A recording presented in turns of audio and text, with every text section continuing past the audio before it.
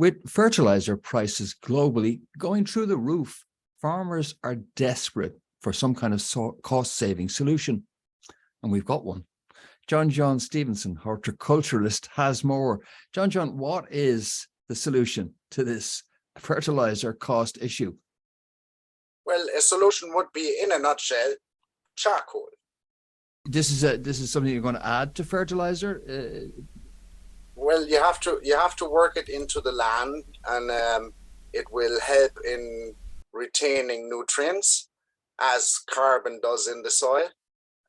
So it'll hold on especially to your nitrates, which is the most valuable and most leaching resource that you have, especially with artificial fertilizers. And it's been thoroughly used in permaculture and in other setups, but it hasn't made its way into the mainstream quite yet, and I'm wondering why. Right. Well, it sounds intriguing because we've all heard about things like terra preta, black soil, charcoal, and its use. And it seems to me there's another angle to this, that the government's going to help you out with this. If you're going to put charcoal in with the fertilizer, they're going to help you with the cost of that. Is that right?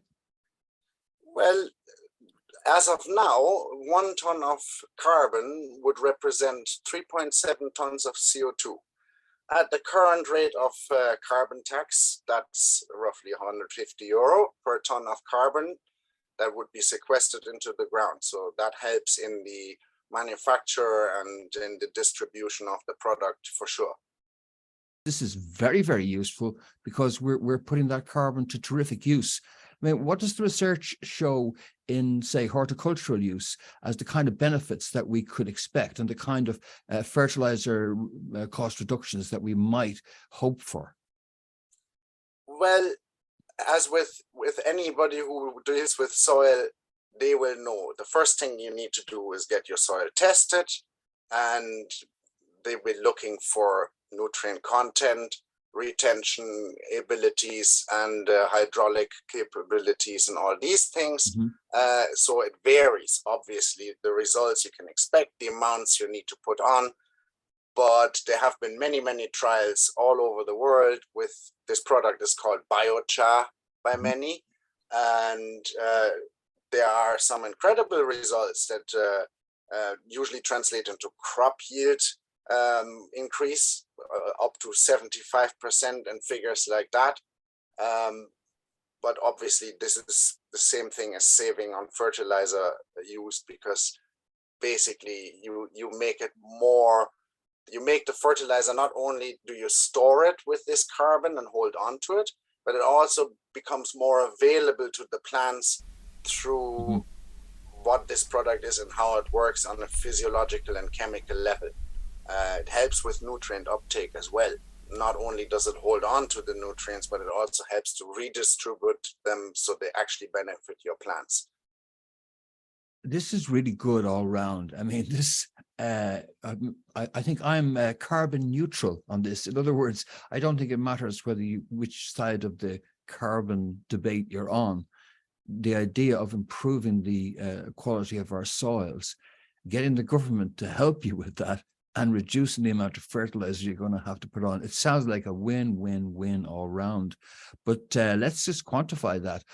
There are some terrific benefits. We know, for example, they've done research, haven't they, about the microbes and how fundamentally beneficial for microbial development this charcoal addition is. Yes, indeed. On a physiological level, depending on the actual structure of your charcoal, that again varies a little bit. But picture this, you're putting into the soil a porous, light-built structure. Now, if you have a porous structure added to soil compaction being a major issue in agriculture especially, you're gonna aerate the soil. You will increase the moisture retention qualities of the soil, and any farmer will know those two benefits by themselves are already huge.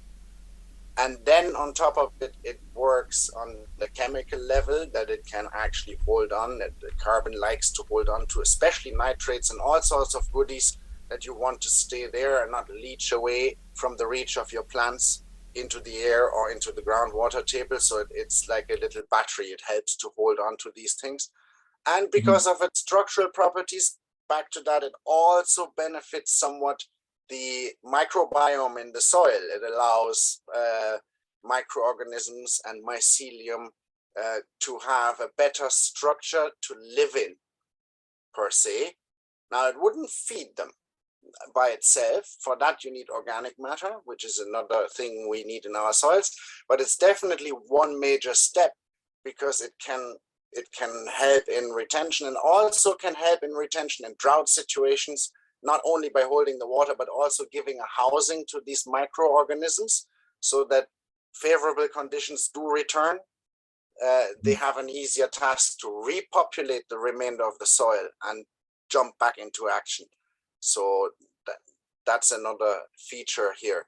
It's a very complex thing, and the knock-on effects of all these, obviously, we could go into this into depth for hours, probably. Whoa, it's brilliant. But, it's brilliant. You know, I suppose when you're not in farming, you don't realize, but I was shocked when you gave me data that up to 80% of fertilizer that might be spread in the course of farming is actually wasted due to things like it leaches through, or it doesn't leach in, or other forms of wastage. So anything we can do to improve that, considering the cost of fertilizer, it sounds like a win.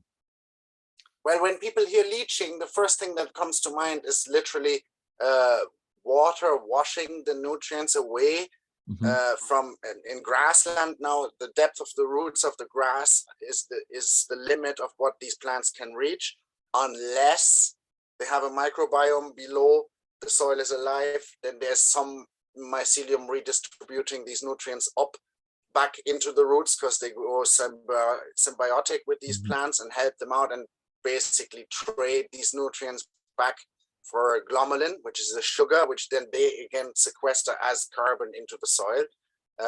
Ironically, it sounds like we could set up micro industries producing this charcoal. Is that feasible, and what kind of benefits will we get there to actually, I suppose it's plant matter or whatever that you use, is that right?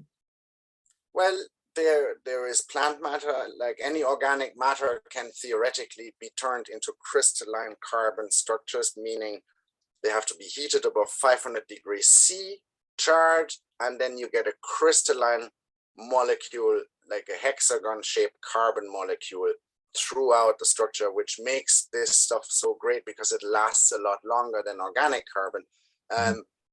Sawmills offer themselves. Quilcher in Ireland here, our forestry board, as of now, a lot of the material is just left on site and used as windbreaks to break down then and aid the forestry right there, which, yes, that works, but it's not great, because when we're talking about conifer trees in particular, a lot of turpentines and tannins, you're not creating the ideal compost pile. Maybe these things could be put to better use if they were upgraded by charring them, and in the process of which you could actually gain some energy or some other products as well. So yeah, there's a rig of a small scale industry that activates a whole lot of different people. There would be distribution of the raw materials, garden waste, all compiled. Then there's a plant where the biochar would have to be made. Then the carbon taxes could be claimed from the government at that central station.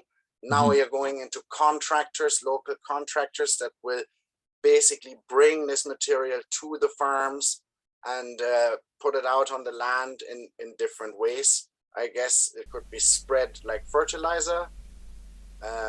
It could be put on with slurry. So yeah, but there's some microeconomic employment to be had in this whole system as well, for sure.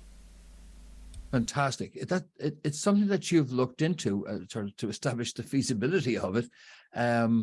Is that something that you'd like to see Irish government take seriously and start to seriously examine this and look at the state taking an active role in developing this entire sensible use of what is waste plant matter? Yeah, for sure. It would be a great opportunity for Ireland itself as a nation.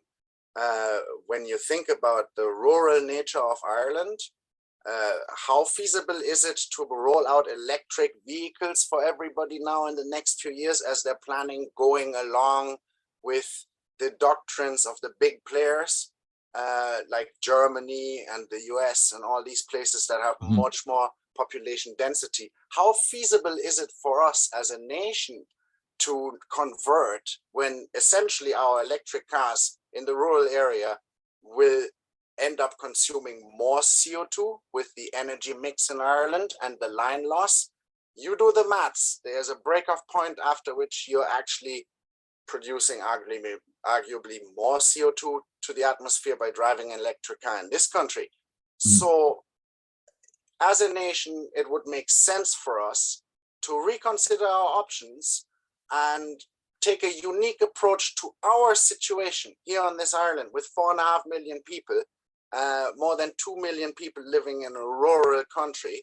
Um, You're the talking so much horse sense, John. It's absolutely spot on, because I think there has been a recognition internationally that, this goal that we have in relation to carbon and CO2, that it has to be customized to specific circumstances and to an individual nation's individual circumstance.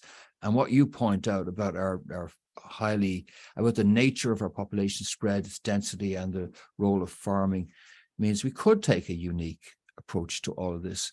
And it sounds like it's something we should have been doing a long time ago. I can't believe we're not doing this. Fair play to you for doing it. You've done a feasibility study, a proper one on this yourself. How would you like to see this advance further? Well, the feasibility study has not been taken place. I wrote a business proposal Mhm. in the framework of that horticulture course. And since then, I have entered the IT in Sligo. And we are currently sitting at the beginning. We got granted a feasibility study for research into the resource, which is in my case a local sawmill here, what's Mhm. actually in the material available, and what type of biochar and what quality of biochar would be produced from it. And that's where we stand currently. Yes, and I would like to see this taking off in a major way.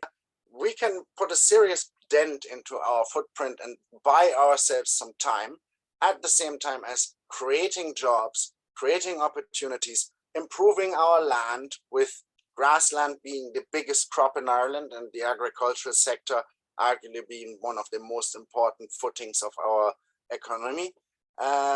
Yeah, it could be all great. We have a real chance here to take a different approach. And I'm not telling you there's too much or too little CO2 in the atmosphere. I'm a horticulturalist. I can tell you one thing: we don't have enough carbon in our soils. Okay. If this was one of those programs where you were making a pitch to guys with a whole load of money, and I was one of those guys with a whole load of money, I'd be just saying, yeah, sure, I'm in because this is a winner. But getting a bit more seriously, hopefully this ball will be taken up, John, by local communities, by people of enterprise and initiative around the country, because you don't need to wait for the state here. I think you've laid out the plan of approach there, and really this could be developed at a county level in different counties. Get stuck in and start to see how you can roll it out in your local community.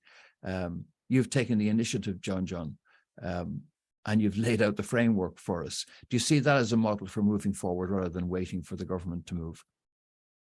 Well, it's always easier to convince your smaller authorities than reaching too high. So yes, it should be a grassroots, literally a grassroots movement in this case. Yeah. That's probably the best approach, and I would encourage anybody in their local area to do the same and look into it. There's no competition here because you will produce locally with the resources you've got. There's no point in transporting these things afar. So locally produced, local employment, benefiting local land. That's Win all round. Yeah, that's a winner all around. I'm a great fan of microeconomics, and I think we need a return to more of that, with all the centralization that we see and the multinational corporations controlling more and more aspects. Here's another little niche where they cannot compete with us, because this is just something that makes sense if you do it locally. There is a limitation as to how much biomass at a given time might be available. So if everybody wanted this done tomorrow, I'm telling you now, it's not doable because we don't have the resource yet. Terrific. Maybe not that. Thanks very much for that, John. You're very welcome. I'm glad you had me on, and we can spread the word, hopefully. Indeed. And if you want to find out more about that, you can get in touch with me here at the show. You'll find details in the description of this video, and we'll connect you with more information on all of that. Or you can just start to go and Google this stuff. And I've also got description links, which will take you to a resource set where you can just do some initial further research. But this sounds like something that, regardless of where you sit on the issue of carbon and whether we need to be either neutral or in gear on it, it's something that's a win for our local communities, and hopefully something that we'll see seeded around the country. This has been The Beautiful Truth with Fintan Dunn reporting, and I hope you'll join me for the next edition very shortly. But until then, do take care. For breakfornews.com and for informedconsent.ie, this has been Fintan Dunn. See you soon.